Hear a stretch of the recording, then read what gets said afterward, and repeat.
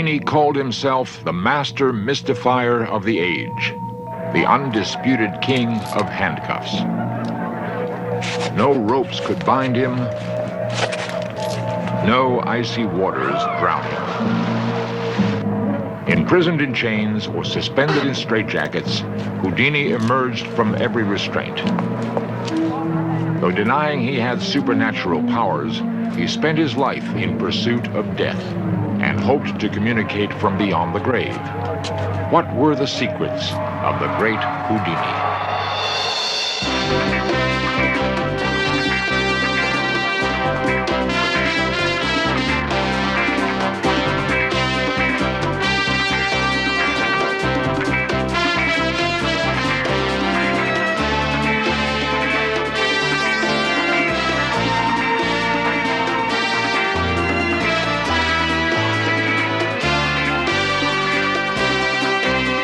This series presents information based in part on theory and conjecture.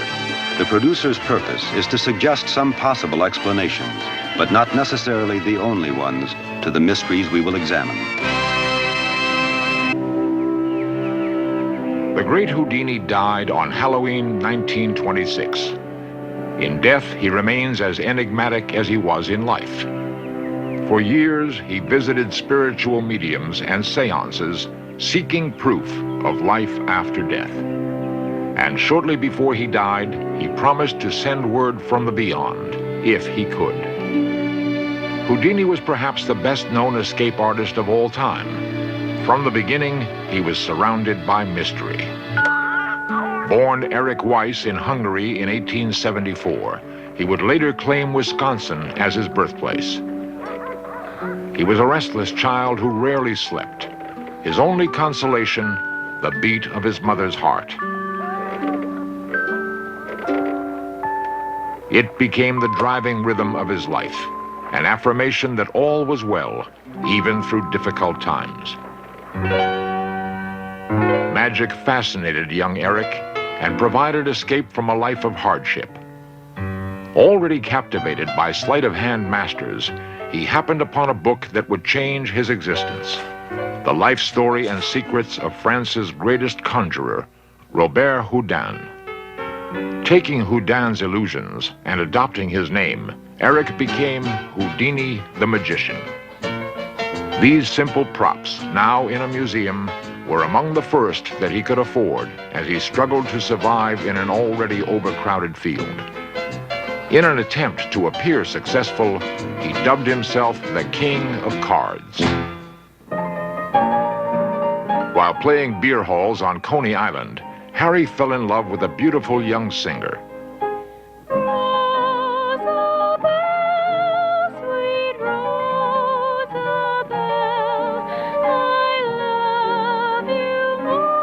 Her name was Beatrice Ronner.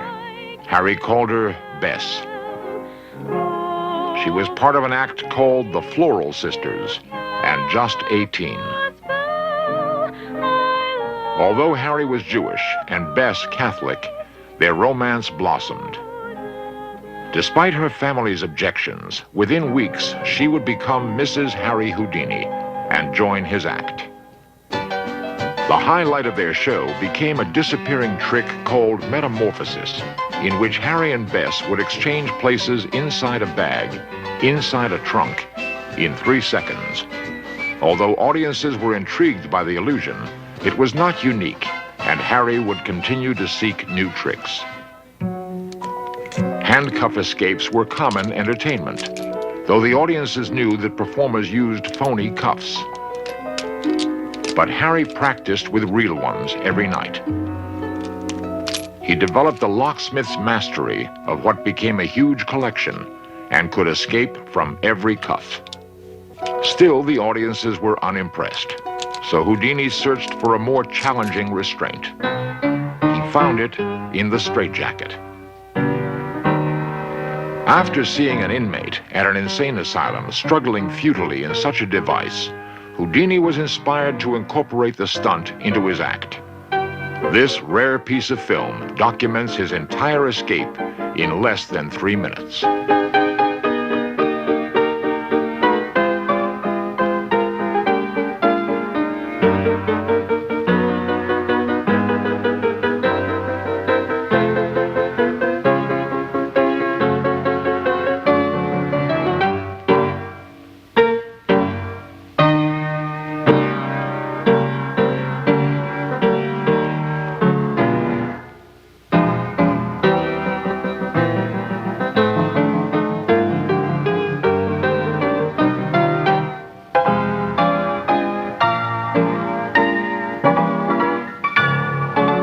Yet even with the straitjacket, Houdini's climb to vaudeville fame seemed agonizingly slow. He despaired being at the bottom of the bill, below such acts as the tiniest triplets ever born. Desperate for publicity, he dared police to try to lock him in their cuffs. The challenge would become his trademark. Houdini expert and owner of many of his handcuffs is amateur magician Sid Radner. Houdini didn't invent the handcuff escape act, but he did perfect it. Unlike his competitors and the people who preceded him, Houdini took on all comers. Every sheriff, every chief of police, every deputy, everybody from anywhere could bring in handcuffs, ordinary handcuffs, bring them up on the stage. They had to be in good working order. And as long as they were in good working order, Houdini would accept the challenge and he would proceed to get out of these handcuffs, ordinary handcuffs, just as these are here. Finally, Houdini's skill caught the attention of a major vaudeville booker, and he and Bess started a national tour. They were paid $120 a week. For publicity, Houdini added jailbreaks to his repertoire, allowing police to strip and search him before locking him in a cell. Minutes later, Houdini would appear free, unfettered, and fully clothed. It was not until he toured Europe that he achieved the fame he had dreamed of. Success would stretch his tour to 4 years. France paid homage to the King of Cuffs. German theaters begged him to extend his tour. And in Russia, he freed himself from a Siberian paddy wagon. But escaping from bonds of rope and steel were not enough. To generate bigger audiences for his stage shows, he risked a drowning death.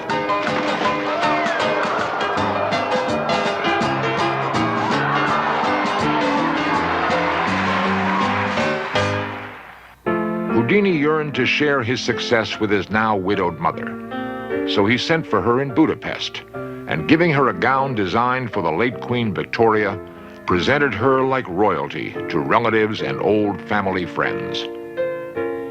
Triumphantly, he returned to America as a vaudeville headliner, earning $1,200 a week. Drumming up business in each new town with increasingly hazardous stunts, it now seemed as though nothing could hold him.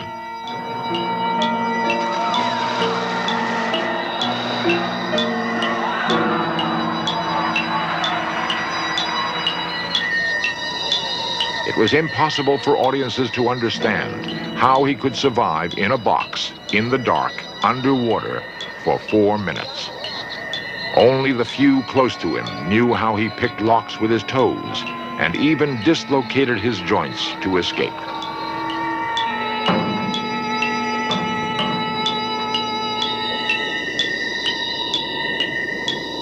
The crowds always wondered if this time Houdini would die. How often did he wonder himself? Death fascinated him, and he would frequently hire a local photographer to take his picture by a famous tombstone. He even arranged a stunt in which he was buried alive 6 feet deep. The weight of the earth nearly suffocated him.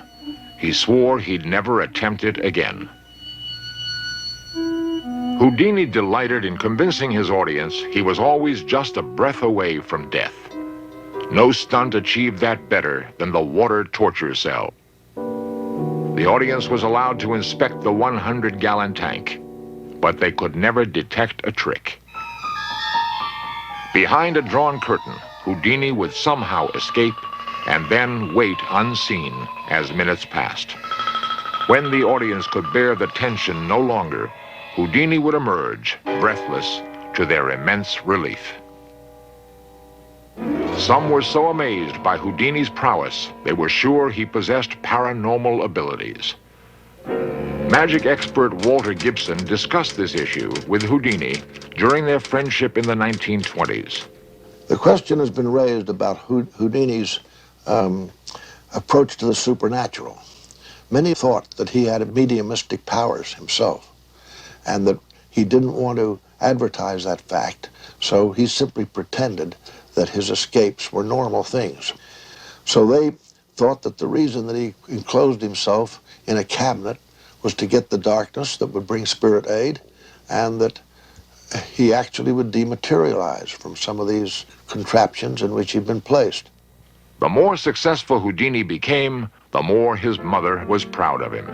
Ironically, his act grew so popular they rarely saw each other anymore.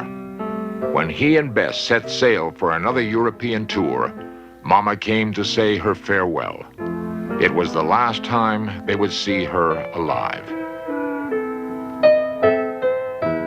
Devastated by the loss, Houdini would spend hours by her grave, hoping for a word from beyond.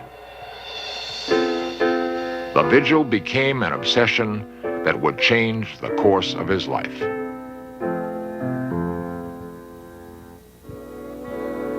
Houdini entered a period of intense mourning following the death of his mother. He edged his stationery in black and published elaborate tributes to her. After a year, he recovered from his grief and burst upon the American scene with renewed vigor and purpose.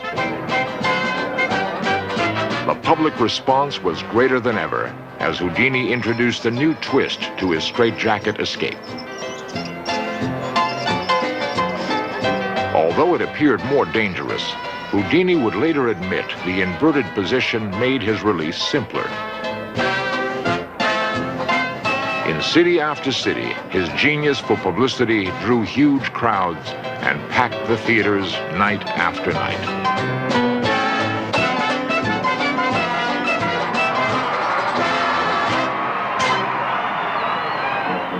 Movies made his tricks even easier.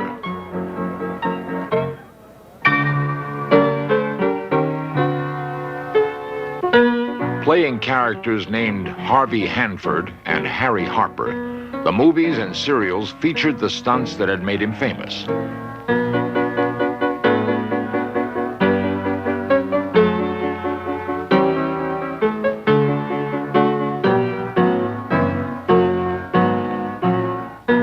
Within a few years, he formed his own motion picture company.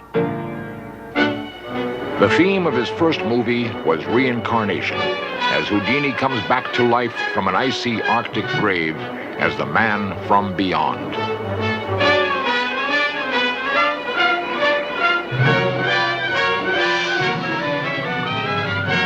The plot of the movie nearly caused him disaster at Niagara Falls. Despite Houdini's safety precautions, the stunt almost killed him and his co-star.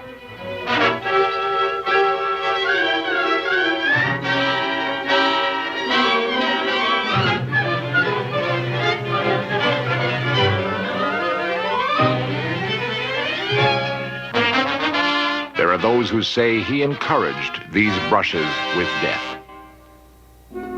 Death and what lay beyond would always fascinate Houdini, for this was the barrier that separated him from his beloved mother. Trying to contact her became an obsession. During the 1920s, spiritualism was widespread, giving hope to the living that they could communicate with the dead. Mediums prospered in darkened seance rooms. Sir Arthur Conan Doyle, author of Sherlock Holmes, was one of its major advocates. On tour in England, Houdini accompanied Doyle to over 100 seances, but still no messages came from his beloved mother. So great was Houdini's distress and disappointment that Lady Doyle volunteered to use her powers to contact the spirit of his mother. A seance was held, and Lady Doyle began writing in a trance, unaware of the words that flowed onto the paper. "Oh, my darling, thank God at last I am through. I want to talk to my boy, my own beloved boy. Now I can rest in peace." First moved by this demonstration, Houdini later rejected it. Why was a cross drawn when his mother was Jewish? Why was the letter in English when she spoke only German and Yiddish? If Lady Doyle couldn't contact her, could anyone? Walter Gibson recalls Houdini's turn against spiritualism. Now, Houdini respected Conan Doyle, and he knew there were lots of believers of that type.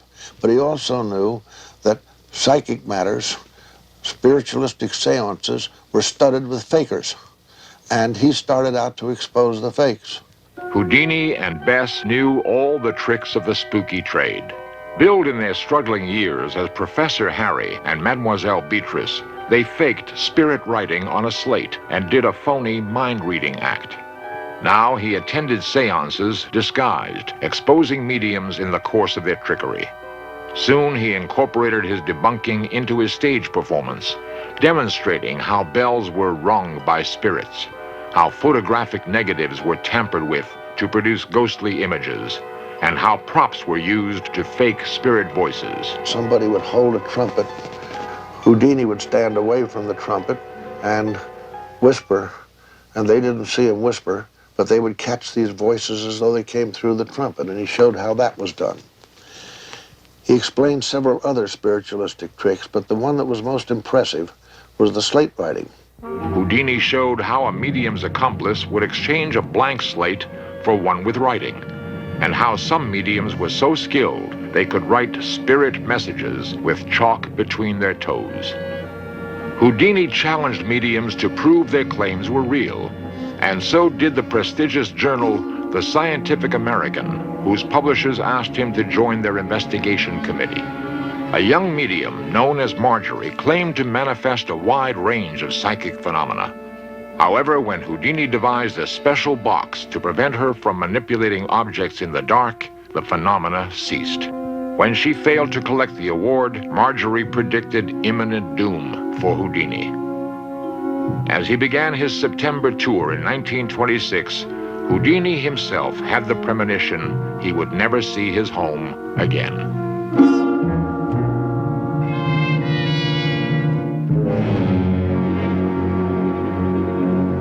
Strangely, Houdini did not die performing a dangerous stunt. While waiting backstage before a show, he was punched in the stomach by a young man who had heard of Houdini's legendary iron midriff. Unfortunately, Houdini was caught off guard and had not prepared himself for the blow. He suffered for a week from a ruptured appendix and peritonitis. He died on Halloween. Houdini was buried in a coffin he had purchased for his act, a stack of his mother's letters under his head. Ironically, even though Houdini was proud of all the spiritualist fakery he exposed, he never lost his hope that there was life after death. While he lay dying, he made a pact with Bess that if it were possible to communicate from the other side, he would do so. They agreed upon a code that would prove the message was really from him. The words that would reunite them were inspired by the song that had brought them together. Rosabelle, believe.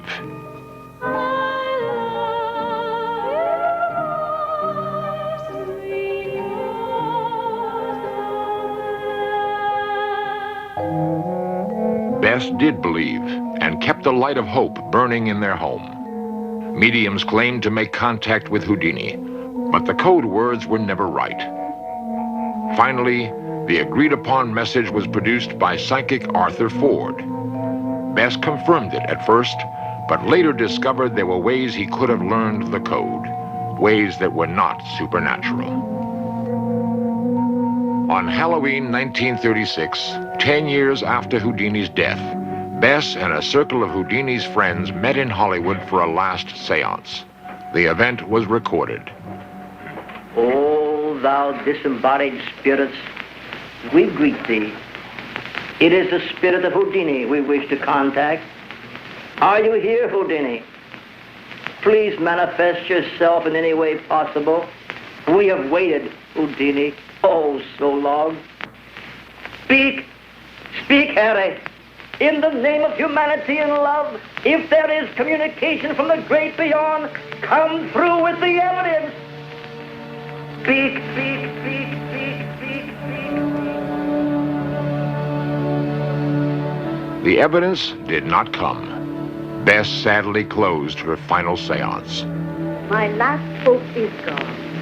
I do not believe that Houdini can come back to me or to anyone. The Houdini shrine has burned for 10 years. I now reverently turn out the light. Good night, Harry. Buried with Houdini was his hope that he could be contacted after death. Although Bess gave up, there are still those who try to reach him and dream that he may yet be the man from beyond. Although Houdini's will specified that all his illusions and theatrical props be destroyed after his brother's death, many of them have survived in private collections. At the Houdini Hall of Fame in Niagara Falls, Canada, 2 of his challenges still wait to be met. He was then lowered and Since shot. his death more than 50 years ago, no other magician has exactly duplicated his escape from the water torture cell. And within this envelope is a secret code. So far, no medium has come forth with the precise code words to prove communication with the dead. No one could be more pleased that the challenges continue than the great Houdini.